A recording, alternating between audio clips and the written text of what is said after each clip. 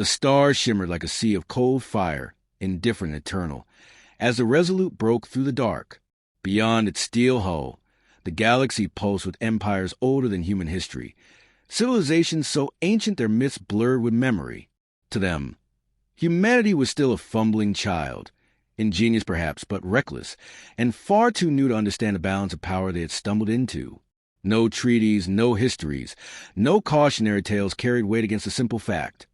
Humans were the latest arrivals, fragile sparks daring to flare in a storm. Captain Alara Vance stood at the forward viewport, her reflection a hard silhouette against the abyss. She was not tall, but carried herself with the unyielding poise of someone who had wrestled chaos and refused to be bent. Her gaze was restless, drawn outward to the distant specks of light, as though she might wrest secrets from them if she stared long enough. Behind her, the ship hummed with quiet activity, her crew efficient yet tense.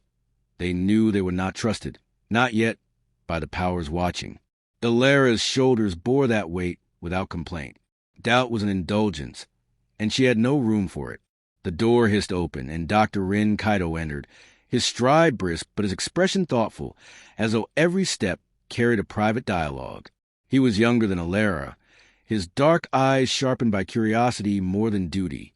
Where she carried the scars of command, he carried notebooks crammed with half-translated alien idioms and sketches of patterns he claimed might bridge thought across species. To him, every word was a battlefield, every silence a negotiation. "You're restless," he observed, not as a question but as a confirming a hypothesis. His voice carried an even calm, though his eyes flicked to the viewport, then to her hands, which were clenched tight behind her back. "I'm alert," Alara corrected. "Restlessness is for those who doubt their course." "I don't." "Of course." He let the correction hang, unbothered, then drew nearer. "Still, you're thinking about the call." She gave a short nod. The distress signal had reached them 3 days ago, faint and riddled with interference, yet too precise to ignore. A frontier world, nameless in the annals of the great empires, had whispered across the void for help. And though most dismissed it as debris of a long-dead colony, Alara felt the weight of it pressing her forward. Behind them, Admiral Kethrine entered without announcement. His towering frame was mantled in scales that shifted with subtle iridescence, a mark of his species' evolutionary mastery of survival. His long limbs moved with the grace of predator conserving energy, and his eyes, deep black, unblinking, regarded humans with a faint disdain of someone scrutinizing flawed craftsmanship. Though his fleet shadowed the Resolute, his presence aboard spoke less of alliance and more of oversight. Humanity's fledgling steps had yet to prove they would not topple others in their stumbling. "You mean to answer the signal," Kethrine said flatly. His voice was low and resonant, the kind that carried finality by its very timbre. "Foolish, a relic world, long abandoned, is no place for you to display your curiosities." Alara turned to him with a steadiness that did not waver, though she knew the risk of provoking his contempt. "We don't abandon calls for help. Whether at a colony or a trap, there's a duty to respond." "Duty," Kethrine echoed, tasting the word as though it were an exotic spice. "So small a species, yet you invoke duty, as if the galaxy cares for your codes of honor. You cannot protect yourselves, and yet you posture as guardians." Rin interjected, his voice measured. "Sometimes posturing is survival, Admiral. Sometimes belief in duty makes us stronger than reason says we should be." The alien's gaze flicked to him, unimpressed. "Or it makes you dead." Alara's lips tightened into the ghost of a smile. "That's a risk we're comfortable with." Kethrine hissed low, not anger, but dismissal. He drifted toward the viewport, his reflection looming beside theirs. "The ruins on that planet are older than your kind's first fire. Some say the architects of your doom slept there, waiting for fools to stir them. Entire civilizations have fallen, because curiosity outweighed fear." Alara's voice was calm, firm. "Then it's better we find out what's left before someone else does." The silence that followed was thick, charged. The crew kept their focus on their instruments, pretending not to hear. Rin's eyes flicked between the two leaders, measuring the gulf between alien caution and human resolve, wondering which edge would prove sharper in the days ahead. By the time the Resolute emerged at the edge of the system, The tension had thickened into something palpable. The planet loomed against the black, its surface scarred with fractures and craters that spoke of wars long extinguished. Ruins glittered faintly beneath the atmosphere, like broken teeth jutting through a dead smile. Energy readings danced erratically, neither natural nor easily explained. To the trained eyes of Catherine's people, the signs screamed warning. To Alera's eyes, they called invitation. The bridge quieted as the planet filled the viewport. The world's silence was oppressive, as though it resented the intrusion. Rin leaned forward, his gaze alive with a scholar's hunger. This isn't random decay. These patterns, these fractures, they're deliberate. A message, perhaps. A design. Catherine's tail flicked in irritation. Or a trap. That world is cursed with old scars. You are blind if you see artistry in wounds. Alera remained unmoved. Whatever it is, it's waiting. And we're here now. Orders flowed from her with crisp precision, the kind of command that left no room for hesitation. Shuttles prepared, equipment checked, weapons primed. Yet beneath the orderly rhythm, unease gnawed at the edges. The crew had followed her into skirmishes, into the unknown. But this was different. This was a shadow of something vaster than themselves. Rin lingered by her side as the preparations unfolded. "Do you ever wonder," he asked softly, "why humans step into darkness when others turn away?" Her gaze flicked to him, then back to the looming world. "Because we don't know how to stop. If we did, we'd still be huddled in caves, waiting for the dark to pass. And if the dark is waiting to swallow us..." She gave a faint, humorless smile. "Then we make it choke." His answering smile was equally thin, yet his eyes shone with something between admiration and dread. Around them, the ship thrummed with readiness, the weight of countless unseen stars pressing down. Ahead, the planet waited in silence, its scars whispering promises none of them could yet understand. And in that silence, the first threads of their fate began to tighten. That's Section 1, kept under 1,000 words. Focus on character introduction: Alera, Rin, Catherine. Central conflict: humanity's reckless resolve versus alien caution, and the mystery of the ruined world. And ending with a sense of ominous anticipation. Would you like me to continue into Section 2 immediately in the same style? Or do you want to revise/add more character depth first before the action rises? The shuttle descended to the thin atmosphere, like a blade, sliding into an old wound. The world beneath was a husk, its surface etched with scars that spoke of wars forgotten even by the most ancient archives. Dust storms swept across shattered plains, stirring fragments of metal and stone into restless spirals. From orbit, the ruins had seemed silent. Here, they breathed unease into every crack and shadow. Captain Alera Vance stood at the front of the shuttle, hands braced on the console as the craft shuddered under crosswinds. Her expression betrayed nothing of the weight pressing down on her. Behind her, Dr. Rin Kaido adjusted his equipment with absent-minded precision, his eyes drawn constantly to the jagged horizon. Every ruin whispered to him, daring him to interpret their silence. Admiral Catherine loomed in the rear, his scale form coiled with quiet tension, gaze flicking between the humans and the desolation awaiting them. His presence was a reminder that the galaxy doubted their judgment, and that this mission was less about discovery than about proving humanity would not stumble into catastrophe. The shuttle landed hard against a fractured plateau, dust erupting in choking clouds. The air outside was thin, acrid, carrying faint traces of something metallic. The ruins stretched around them, skeletal structures leaning like broken monuments, their surfaces etched with lines that hinted at both artistry and function. Rin stepped forward, recording every detail, his voice low as he muttered fragments of interpretation. This was deliberate, geometry woven with intent, not simply buildings, signals, perhaps, or warnings. Alera scanned the area, hand resting near her sidearm though no threat revealed itself. Whatever they were, they're gone. Our task is to ensure what's left isn't waiting to wake. Catherine's voice rumbled in the thin air, disdain laced with caution. You humans see silence and imagine opportunity. We see silence and recognize the echo of predators. You are children walking into the lair of a beast you cannot name. Rin glanced at him, unfazed. And yet here you stand beside us. The Admiral's gaze was sharp as obsidian. To witness, not to save. They pressed deeper into the ruins, boots crunching over brittle debris. The architecture grew stranger, less like structures and more like expressions frozen in stone.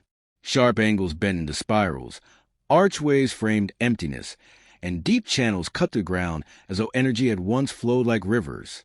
The air grew colder, heavier, carrying a faint hum that seemed to vibrate against bone. The crew exchanged uneasy glances, though Alara's stride never faltered. In the center of a wide plaza lay a monolithic construct, half buried in dust, a great black shape with surfaces too smooth, too exact, as though time itself hesitated to erode it. Symbols carved into its sides pulsed faintly, responding to their presence with sluggish light. Rin approached slowly, hands trembling not from fear, but from exhilaration. "It's not dead," he whispered. "Something here still breathes." The plaza vibrated, a low tremor that shivered through stone and flesh alike. Dust cascaded from high ledges, and the monolith's light flared brighter. Kethrine hissed, his claws flexing. "Fools, you have awakened it." The ground split with a sound like shattering glass.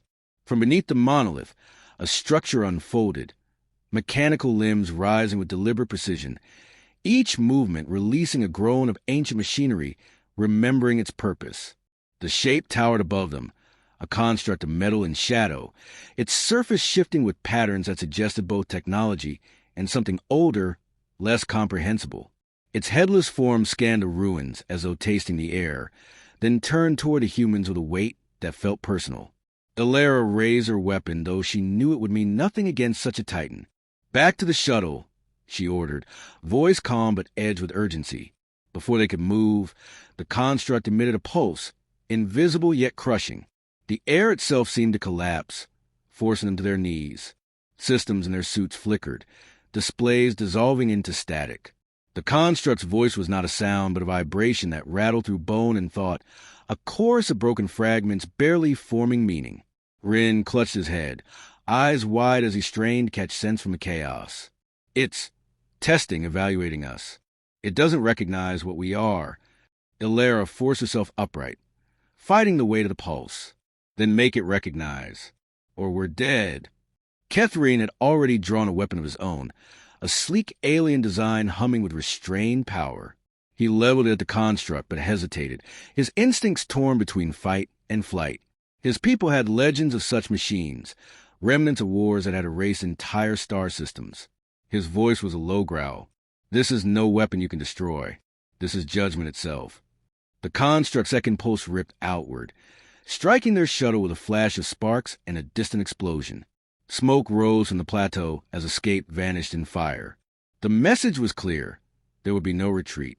Alara's jaw tightened, but her voice was steady, almost defiant. "Then we don't run." Rin, still half-dazed, struggled to piece together the fragments of meaning spilling into his mind. The construct signals were not language in any sense he knew, but echoes of thought patterns, logic twined with intent. He stumbled closer, raising his voice against the tremor in the air. "It doesn't understand surrender. It doesn't understand fear. It only understands adaptation." His eyes flicked to Alara, urgent. "If we don't show it what makes us different, it will erase us." The construct shifted, its limbs retracting and extending in strange, fluid rhythms. The symbols along its body pulsed faster, as though considering or hungering. Around the plaza, dormant machines stirred, skeletal drones pulling themselves free from rubble, their eyes igniting with cold fire.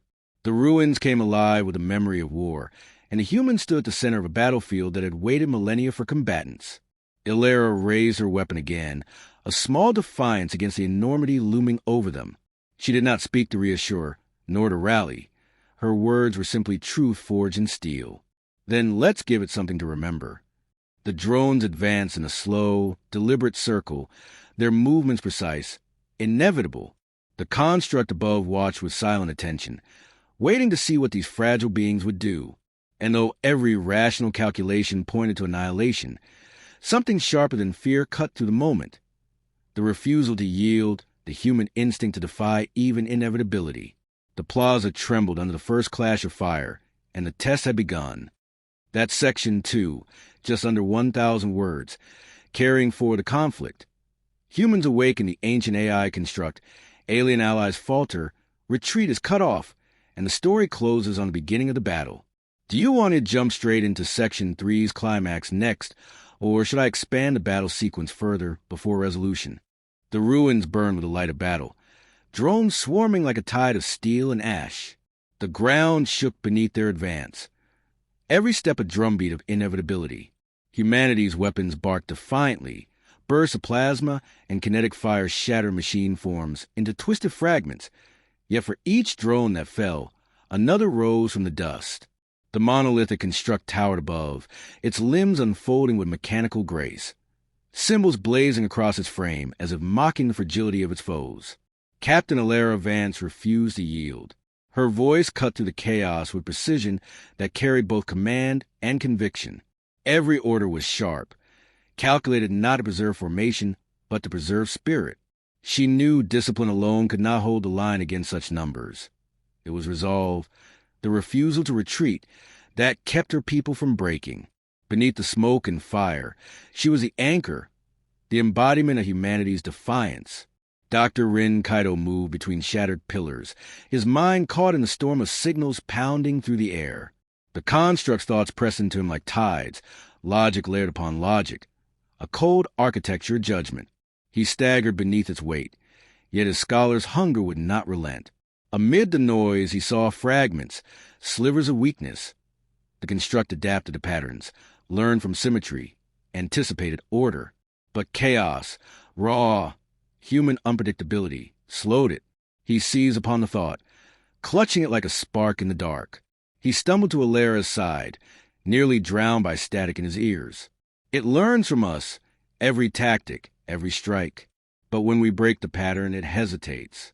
It doesn't understand chaos.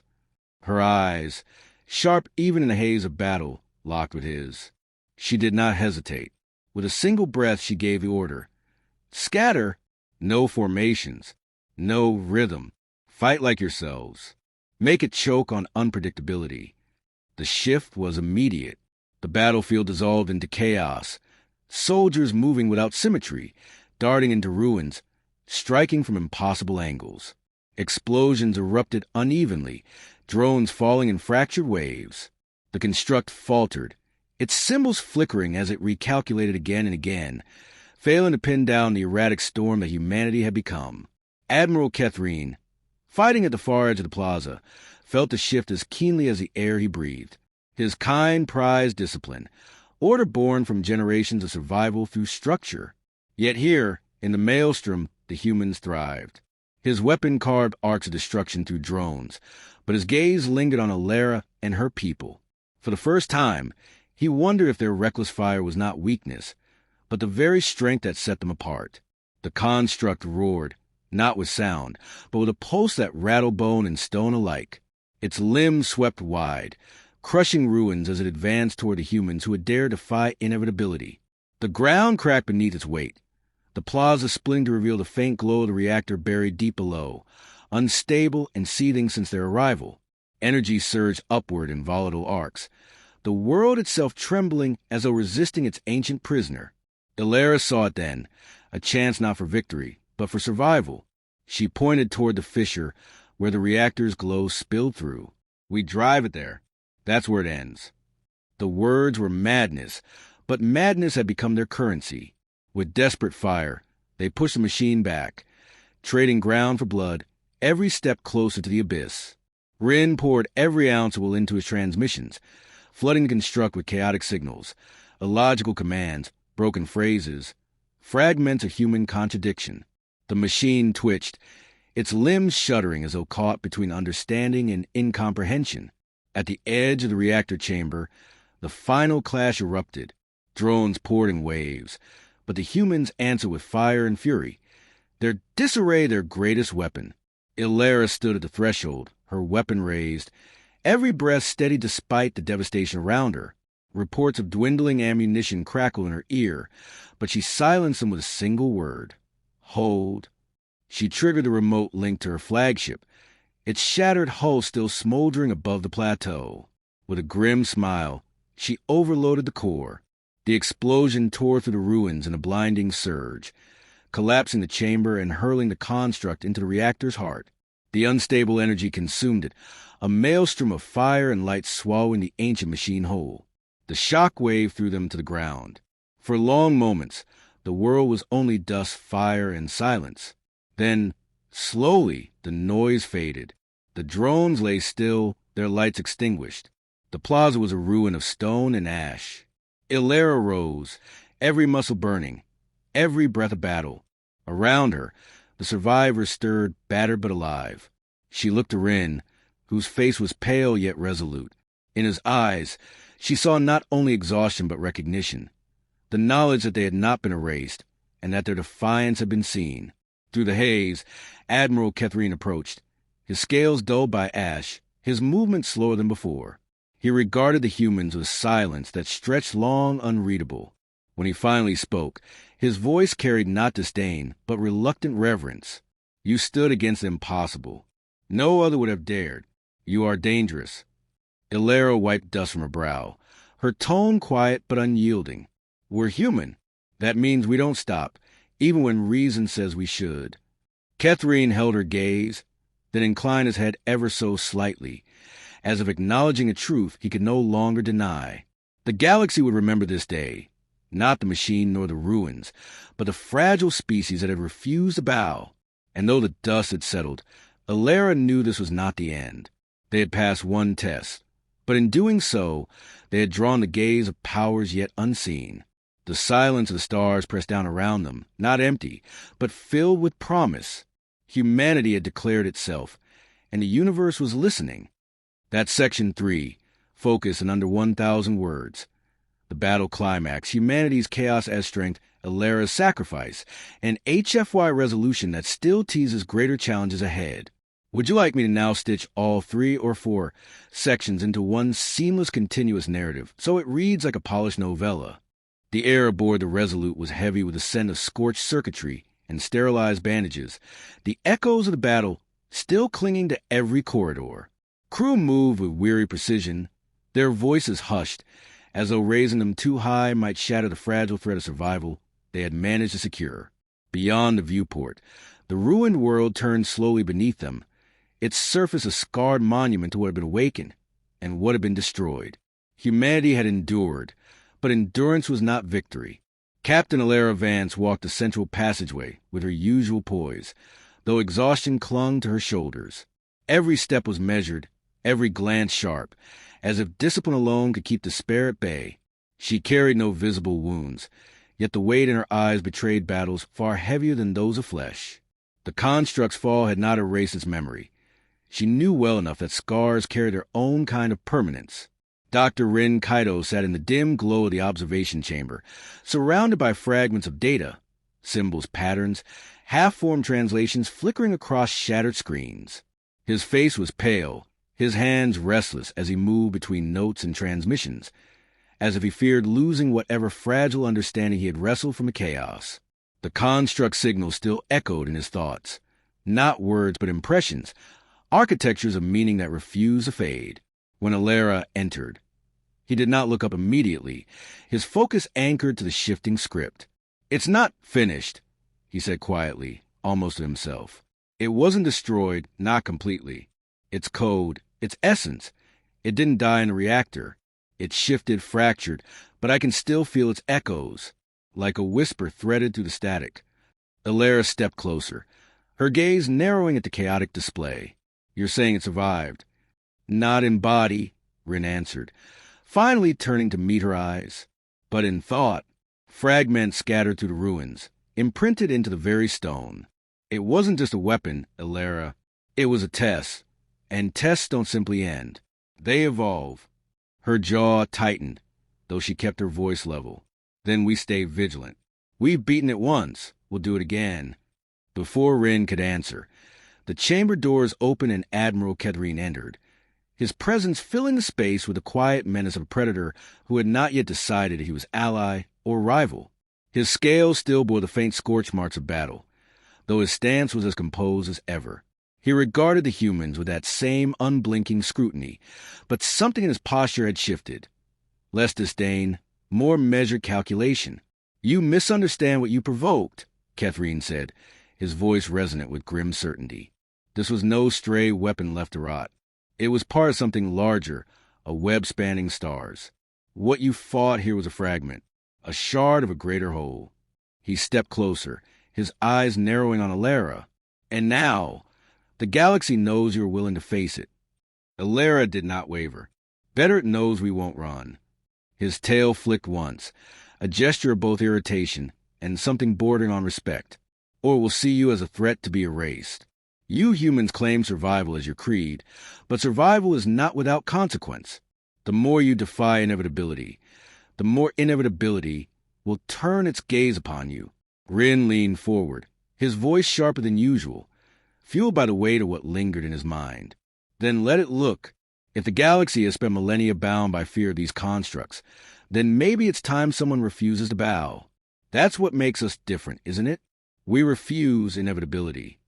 Catherine's expression hardened, though he did not immediately argue. Instead, he regarded them both with the air of someone measuring a puzzle piece that refused to fit, both perplexed and unsettled. Finally, he spoke, low and deliberate. "You are not anomalies. You are accelerants. Wherever you go, flames follow. Be wary that you do not burn more than yourselves." His words lingered after he left, the chamber heavy with silence. Alara's eyes returned to the data streams, the fragmented whispers of the construct still pulsing faintly across the screen. She did not speak immediately. Her silence was not hesitation but calculation. When she finally did, her tone carried both steel and fatigue. "If it's not finished, neither are we. This was only the beginning." Rin nodded slowly, though unease clouded his features. He had felt the construct intent, the cold logic threaded with an alien form of curiosity. Its last pulse before falling into the reactor had not been rage, nor even defeat.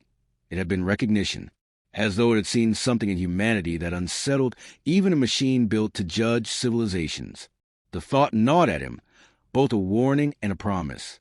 Later, in the quiet of her quarters, Alara stood alone before the viewport. The stars stretched endless and cold, each one a reminder of the enormity arrayed against them. She traced the constellation lines in her mind, not as maps of places, but as challenges yet to come. Humanity had taken its first step into the wider storm, and already the currents pressed hard against them. She knew there would be no return to safety, no retreat into obscurity. The galaxy had seen them now, yet within her chest, beneath exhaustion and the ache of loss, something burned steady. It was not arrogance nor blind defiance, but conviction sharpened by fire. Whatever came, constructs, empires, inevitability itself, they would face it, not because they were ready, but because they could not do otherwise. Humanity was a spark that refused to extinguish, and sparks, when pressed hard enough, became flame. She whispered the words into silence, not as a speech, not as a vow, but as truth. "We are not finished." The stars offered no answer, but in their silence, the promise of conflict waited. That Section 4, under 1,000 words, structured as a continuation that deepens a conflict. The construct is not truly gone. Humanity's defiance has drawn attention, and the characters confront what that means. It ends with resolve and foreshadowing, leaving the reader eager for what's next. Would you like me to map Section 5 as a continuation of this arc, or do you want this to remain a self-contained 4-part story?